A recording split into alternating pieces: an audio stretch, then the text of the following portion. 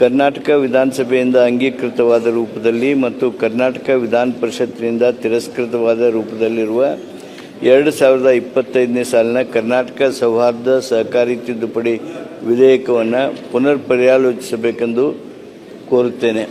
ಕರ್ನಾಟಕ ವಿಧಾನಸಭೆಯಿಂದ ಅಂಗೀಕೃತವಾದ ರೂಪದಲ್ಲಿ ಮತ್ತು ಕರ್ನಾಟಕ ವಿಧಾನ ಪರಿಷತ್ತಿನಿಂದ ತಿದ್ದುಪಡಿಗಳೊಂದಿಗೆ ಅಂಗೀಕಾರವಾದ ರೂಪದಲ್ಲಿರುವ 2020ನೇ ಸಾಲಿನ ಕರ್ನಾಟಕ ಸೌಹಾರ್ದ ಸಹಕಾರಿ ತಿದ್ದುಪಡಿ ವಿಧೇಯಕವನ್ನು ಸಭೆಯು ಪುನಃ ಪರ್ಯಾಲೋಚಿಸದೆಂಬ ವಿಷಯ ಸಭೆಯ ಮುಂದಿದೆ.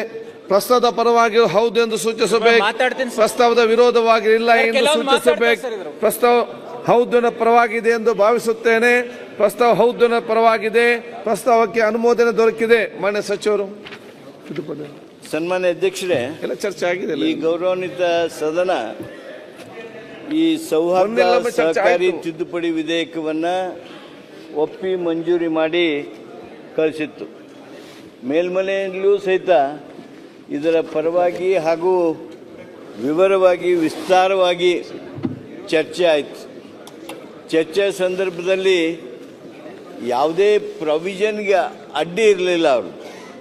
ಅವರು ಒಂದು ಏನು ಸಲಹೆ ಮಾಡ್ತಾಯಿದ್ರು, ಈ ನೀವೇನು ಡೈರೆಕ್ಟರ್ಗಳಿಗೆ ಅಸೆಟ್ಸ್ ಆ್ಯಂಡ್ ಲಯಬಿಲಿಟೀಸ್ ವರ್ಷ ಕೊಡಬೇಕು ಅಂತೀರಿ, ಅದು ಭಾಳ ಕಠಿಣ ಆಗ್ತದೆ, ಅದನ್ನು 2 ವರ್ಷಕ್ಕೊಮ್ಮೆ ಆದರೂ ಮಾಡಬೇಕು ನೀವು ಅಂತ ಒಂದು ಹೇಳ್ತೀವಿ. ಆಮೇಲೆ ಆಡಿಟ್ನಲ್ಲಿ ನೀವು ಸರ್ಕಾರದ ಆಡಿಟನ್ನು 5 ವರ್ಷಕ್ಕೊಮ್ಮೆ ಮಾಡಿರಿ, ಆ ಇಲೆಕ್ಷನ್ ಪೀರಿಯಡ್ 5 ವರ್ಷ ಇರ್ತದೆ, ಅದಕ್ಕೆ 5 ವರ್ಷಕ್ಕೊಮ್ಮೆ ಮಾಡಿರಿ ಅಂತಿದ್ರು. ಈ ಎರಡರ ಜೊತೆಗೆ ಈ DCC ಬ್ಯಾಂಕ್ ಹಾಗೂ ಅಪೆಕ್ಸ್ ಬ್ಯಾಂಕ್ಗಳಲ್ಲಿ ಈ 20% ಸ್ಟೇಟ್ ಸ್ಟ್ಯಾಚ್ಯುಟರಿ ಲಿಕ್ವಿಡಿಟಿ ರೇಷಿಯೋ, ಇದನ್ನು ನೀವು DCC ಬ್ಯಾಂಕ್ ಹಾಗೂ ಅಪೆಕ್ಸ್ ಬ್ಯಾಂಕ್ನಲ್ಲಿ ಇಡೋದಕ್ಕೆ ಮಾತ್ರ ಪರವಾನಗಿ ಕೊಟ್ಟಿದ್ದೀರಿ. RBI ಅನುಮೋದನೆ ಪಡೆದಿರ್ತಕ್ಕಂಥ ಕೋಆಪರೇಟಿವ್ ಬ್ಯಾಂಕ್ಗಳಿಗೂ ಇದನ್ನು ನೀವು ವಿಸ್ತರಿಸಬೇಕು ಅನ್ನುವಂಥ ಈ ಮೂಲವಾಗಿರ್ತಕ್ಕಂಥ ಕೆಲವು ಸಲಹೆಗಳನ್ನು ಕೊಟ್ಟರು.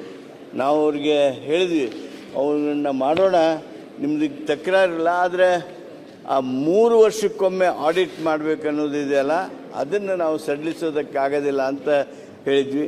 ಇವು ಎರಡೇನಿವೆ, ಅವನ್ನ ನಾವು ಮಾಡ್ಬೋದು. ಅದನ್ನು ಮಾಡೋದಕ್ಕೆ ಸರ್ಕಾರ ಕ್ರಮ ತೆಗೆದುಕೊಳ್ತದೆ.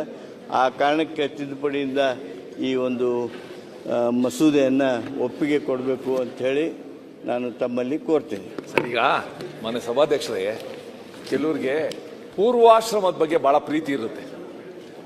ಎಚ್ ಕೆ ಪಾಟೀಲ್ರೇ, ಪೂರ್ವಾಶ್ರಮದ ಬಗ್ಗೆ ಭಾಳ ಪ್ರೀತಿ ಇರುತ್ತೆ. ಇದೇ ಅಂಶಗಳನ್ನ ನಮ್ಮ ಸದಸ್ಯರು ಇಲ್ಲಿ ಹೇಳಿದರು. ಕಷ್ಟ ಅವ್ರಿಗೆಲ್ಲ ಅಧ್ಯಕ್ಷರಿಗೆ ಪ್ರತಿ ವರ್ಷ ಕೊಡೋದಂತ ನೀವು ಹೇಳಿದ್ರಿ. Will makes that CEO responsible ಅಂತ ನೀವು ಹೇಳಿದ್ದು, ಇಫ್ ಐ ರಿಮೆಂಬರ್ ಕರೆಕ್ಟ್ಲಿ. ಅವರು ದಯವಿಟ್ಟು ಬೇಡ ಒಂದು ಪ್ರತಿ ವರ್ಷ ಹಾಕೋದು ಅಂತ. ಅಂತೂ ಶಂಖದಿಂದ ಬಂದರೆ ತೀರ್ಥ ಅಂತ, ಆ ಪೂರ್ವಾಶ್ರಮದ ಪ್ರೀತಿಯಿಂದ ಇಲ್ಲಿ ಹೇಳಿದ್ದನ್ನ ಅವ್ರು ಹೇಳಿದ್ದಕ್ಕೋಸ್ಕರ ತಿದ್ದುಪಡಿ ತಂದಿದ್ದಾರಲ್ಲ, ಸ್ವಲ್ಪ ಈ ಸದನಕ್ಕೂ ಕೂಡ ಈ ಸದನ ಅಭಿಪ್ರಾಯಕ್ಕೂ ಸಲಹೆಗೂ ಗೌರವ ಕೊಡಿ.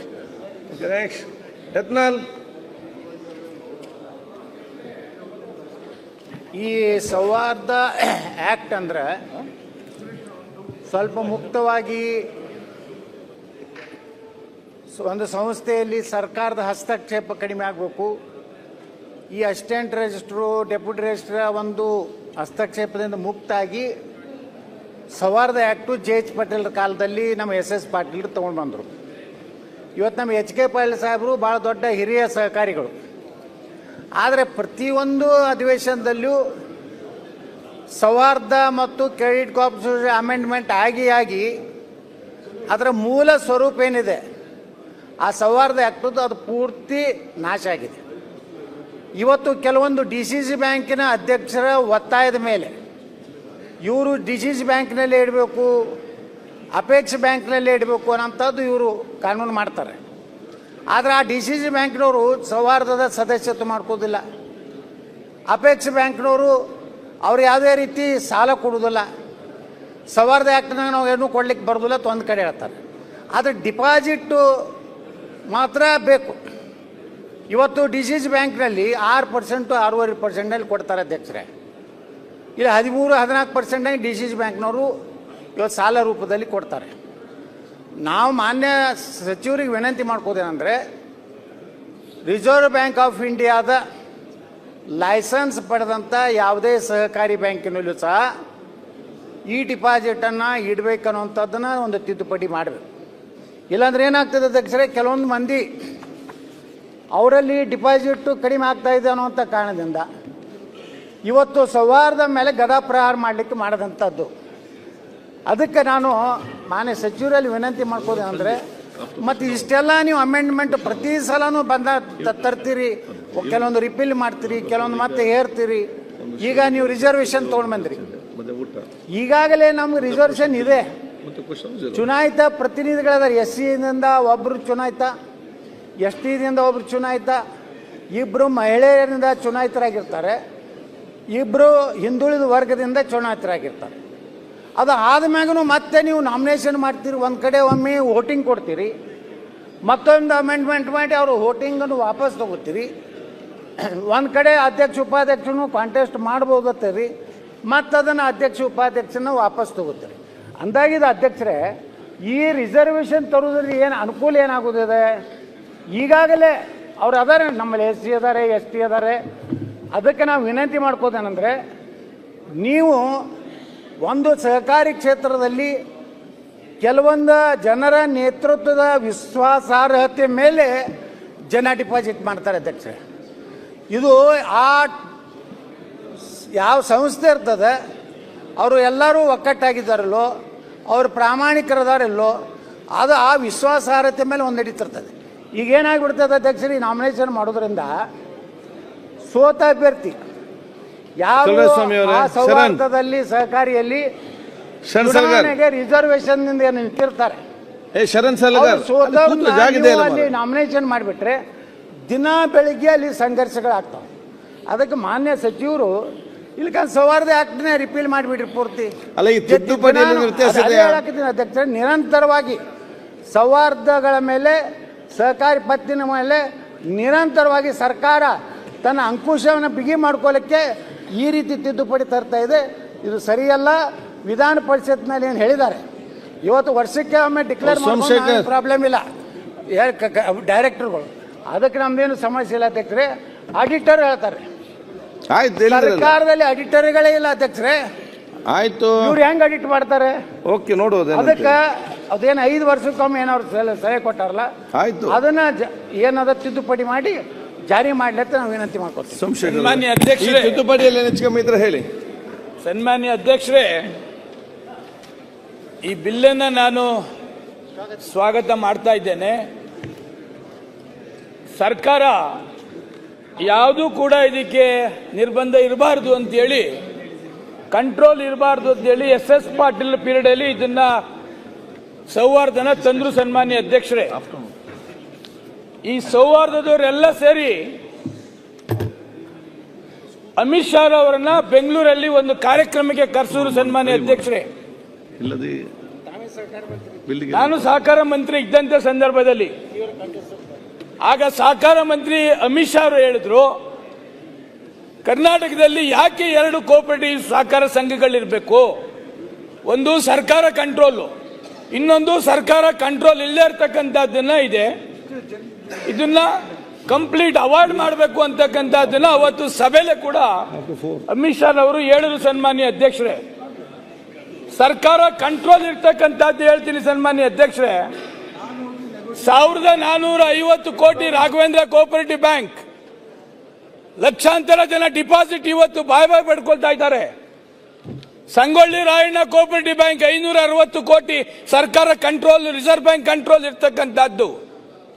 ವಶಿಷ್ಠ, ಕಣ್ವ ಸೌಹಾರ್ದ ಇರ್ತಕ್ಕಂಥದ್ದು. ಸನ್ಮಾನ್ಯ ಅಧ್ಯಕ್ಷರೇ, ಇವತ್ತೇನಾಗ್ತಾ ಇದೆ, ಯಾರು 2,000 3,000 ಡಿಪಾಸಿಟ್ ಕಲೆಕ್ಟ್ ಮಾಡ್ತಿದ್ದಾರೆ, ಅದನ್ನ ಯಾವ ತರದಲ್ಲಿ ಡಿಪಾಸಿಟ್ ಉಪಯೋಗ ಮಾಡಬೇಕು ಅಂತಕ್ಕಂಥದ್ದನ್ನ ಕಠಿಣ ಕ್ರಮ ಒಂದು ಇಲ್ಲ. ಸನ್ಮಾನ್ಯ ಅಧ್ಯಕ್ಷರೇ, 2,000 3,000 ಡಿಪಾಸಿಟ್ ಕಲೆಕ್ಟ್ ಮಾಡಿ ಅವರು ಬೇಕಾದಂತ ರೀತಿಯಲ್ಲಿ ಹಣವನ್ನು ಕೊಡುವುದಾದ್ರೆ ಸರ್ಕಾರ ಯಾಕೆ ಇಂಟರ್ಫಿಯರೆನ್ಸ್ ಆಗಬಾರದು? ಸನ್ಮಾನ್ಯ ಅಧ್ಯಕ್ಷರೇ, ಇವತ್ತು ಸಾವಿರಾರು ಕೋಟಿ ಲೂಟಿ ಮಾಡ್ತಾ ಇದ್ದಾರೆ. ಸನ್ಮಾನ್ಯ ಅಧ್ಯಕ್ಷರೇ, ಕಾನೂನಿನ ಕಠಿಣ ಕ್ರಮ ಒಂದೂ ಇಲ್ಲ. ಏನಾದರೂ ಇದರಲ್ಲಿ ದುರುಪಯೋಗ ಆದರೆ ಅವರ ವಿರುದ್ಧ ಕ್ರಿಮಿನಲ್ ಮೊಕದ್ದಮೆ ಅಂತಕ್ಕಂಥದ್ದನ್ನ ಮಾತ್ರ ತಂದಿದ್ದಾರೆ ಸನ್ಮಾನ್ಯ ಅಧ್ಯಕ್ಷರೇ. ಇದು ಸರ್ಕಾರ ಇಂಟರ್ಫಿಯರೆನ್ಸ್ ಇಲ್ಲ ಅಂತಕ್ಕಂಥದ್ದು ಒಂದೇ ದೃಷ್ಟಿಯಿಂದ ಹಗಲು ದೊರಳೆ ಮಾಡ್ತಕ್ಕಂಥದ್ದು ಯಾರು ಡಿಪಾಸಿಟ್ನ ಕಲೆಕ್ಟ್ ಮಾಡ್ತಾರೆ ಸನ್ಮಾನ್ಯ ಅಧ್ಯಕ್ಷರೇ, ಅಲ್ಲಿ ರೂಲ್ಸ್ನ ತರ್ತಕ್ಕಂಥದ್ದನ್ನ ಮಾಡಿ. ಇಲ್ಲ ಅಂದ್ರೆ ಸರ್ಕಾರ ಇಂಟರ್ಫಿಯರೆನ್ಸ್ ಇಲ್ಲ ಅಂತ ಹೇಳಿದ್ರೆ ಈಗ ಬೇರೆ ಒಂದು ಸ್ಟೇಟ್ ಇಂದ ಇನ್ನೊಂದು ಸ್ಟೇಟ್ಗೆ ಮಾಡ್ತಕ್ಕಂಥದ್ದು ಹೊರಡ್ತಾ ಇದ್ದಾರೆ. ಯಾಕೆಂದ್ರೆ ಇಂಟರ್ ಸ್ಟೇಟ್ ಆದ್ರೆ ಮಲ್ಟಿಪರ್ಪಸ್ ಸೊಸೈಟಿ ಆದ್ರೆ ಕರ್ನಾಟಕ ಇಂಟರ್ಫಿಯರೆನ್ಸ್ ಆಗುವುದಿಲ್ಲ, ಕೇಂದ್ರ ಸರ್ಕಾರ ಯಾವುದು ಕೇಳೋದಿಲ್ಲ ಅಂತಕ್ಕಂಥ ದೃಷ್ಟಿ ಇಟ್ಕೊಂಡು ಬದಲಾವಣೆ ಬಯಸ್ಕೋತಾ ಇದ್ದಾರೆ. ಅದರಿಂದ 1450 ಕೋಟಿ ಲಾಸ್ ಆದ್ರೂ ಏನು ಮಾಡೋಕ್ಕಾಗ್ತಾ ಇಲ್ಲ. ಇಡಿಗೆ ಕೊಟ್ಟಿದ್ದೀವಿ, CBI ಕೊಟ್ಟಿದ್ದೀವಿ. ಪಾಪ ಡಿಪಾಸಿಟ್ ಇಟ್ಟಿರ್ತಕ್ಕಂಥವ್ರು ಗೋಳು ಕೇಳೋರಿಲ್ಲ ಸನ್ಮಾನ್ಯ ಅಧ್ಯಕ್ಷರೇ. ಆ ಥರ HK ಪಾಟೀಲ್ ಹಿರಿಯರಿದ್ದೀರಿ, ಇದಕ್ಕೇನಾದರೂ ಡಿಪಾಸಿಟ್ ಮೋಸ ಮಾಡ್ತಕ್ಕಂಥವ್ರಿಗೆ, ಅನ್ಯಾಯ ಮಾಡ್ತಕ್ಕಂಥವ್ರಿಗೆ ಕಠಿಣ ಕಾನೂನನ್ನು ತರ್ತಕ್ಕಂಥದ್ದು ಏನಾದ್ರು ವ್ಯವಸ್ಥೆ ಮಾಡಿ. ಇವತ್ತು ಸೌಹಾರ್ದದಲ್ಲಿ 5,000 ಕೋಟಿ ಡಿಪಾಸಿಟ್ ಇದೆ ಕರ್ನಾಟಕದಲ್ಲಿ. 5,000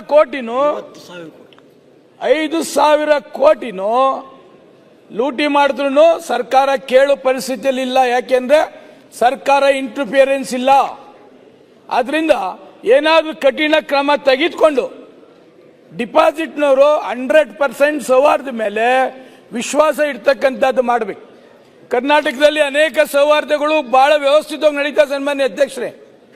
ಸಣ್ಣ ಒಂದು ವಸಿಷ್ಠ ಮತ್ತೆ ಕಣ್ವ 500-600 ಕೋಟಿ ಯಾವಾಗ ಚೀಟ್ ಮಾಡಿದ್ರು ಎಲ್ಲ ಸೌಹಾರ್ದ ಸಂಸ್ಥೆಗಳ ಮೇಲೆ ವಿಶ್ವಾಸ ಕಳ್ಕೊಳ್ತಕ್ಕಂಥದ್ದು ಆಗ್ತದೆ. ಎಲ್ಲೋ 2-3 ಮಾಡ್ತಾ ಇರ್ತಕ್ಕಂಥದ್ದು.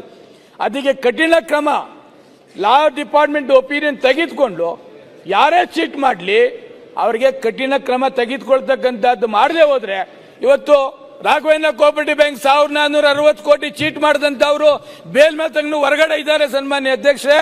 ಸರ್ಕಾರದ ಏನು ಮಾಡೋಕ್ಕಾಗ್ತಾ ಇಲ್ಲ, ಕೋರ್ಟ್ ಏನು ಮಾಡೋಕ್ಕಾಗ್ತಾ ಇಲ್ಲ. ಆತರ ಕಠಿಣ ಕ್ರಮ ತೆಗೆದುಕೊಂಡ್ರೆ ಮಾತ್ರ ಸೌಹಾರ್ದ ಉಳಿತದೆ ಅಂತಕ್ಕಂಥದ್ದನ್ನ ನಿಮ್ಮ ಮುಖಾಂತರ ಹೇಳಲಿಕ್ಕೆ ಬಯಸ್ತೇನೆ. ಕರ್ನಾಟಕ ಸರ್ಕಾರ ರೈತರಿಗೆ ಕೊಡಬೇಕಾದಂಥ 0% ಸಾಲ, ಈ ಸಾಲಗಳನ್ನು ಜಿಲ್ಲಾ ಮಧ್ಯವರ್ತಿಗಳ ಬ್ಯಾಂಕು, ಅಪೆಕ್ಸ್ ಬ್ಯಾಂಕ್ ಮೂಲಕ ಮಾತ್ರ ಕೊಡ್ತೇವೆ. ನಾವು ಕೊಡ್ತಕ್ಕಂಥ ಸಾಲಕ್ಕೆ, ನಾವು ಡೆಪಾಸಿಟ್ ಕೊಡ್ತಕ್ಕಂಥ ಇಂಟ್ರೆಸ್ಟ್ಗೆ RBI ಕಂಟ್ರೋಲ್ ಇದೆ. ಸಭಾಧ್ಯಕ್ಷ, ಸೌಹಾರ್ದಕ್ಕೆ RBI ಕಂಟ್ರೋಲ್ ಇಲ್ಲ.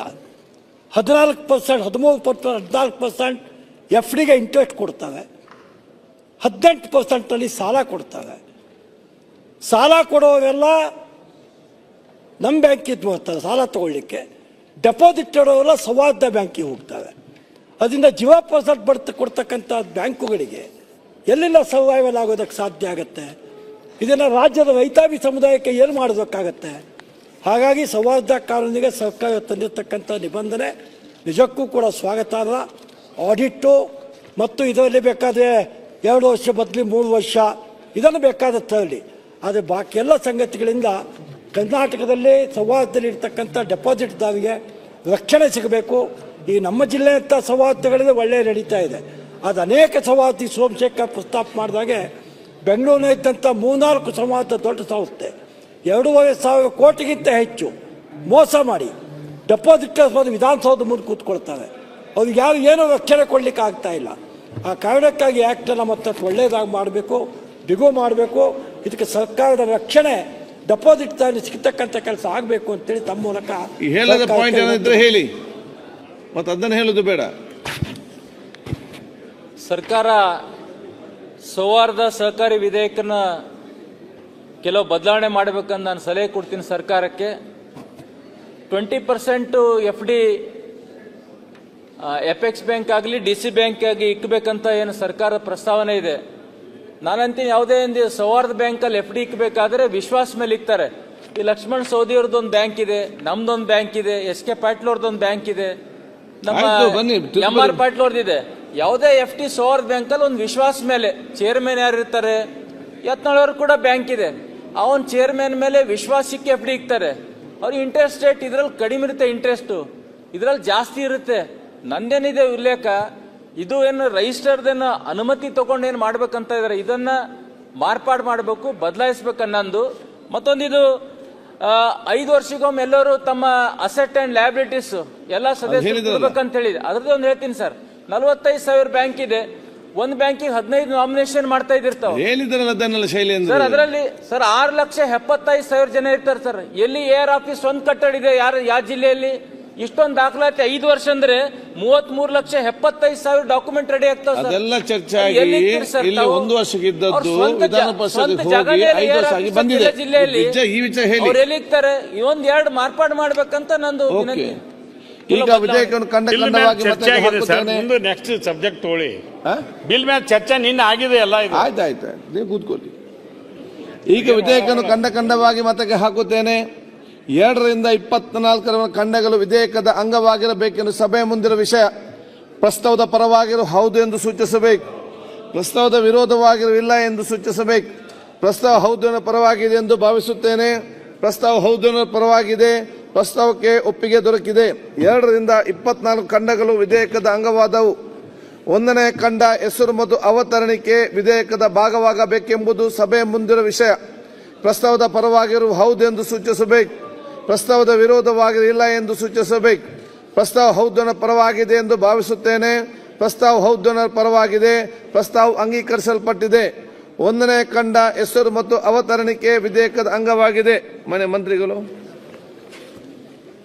ದಯಮಾಡಿ ಈ ಒಂದು ಮಸೂದೆಯನ್ನು ಅಂಗೀಕರಿಸಬೇಕೆಂದು ಕೋರುತ್ತೇನೆ.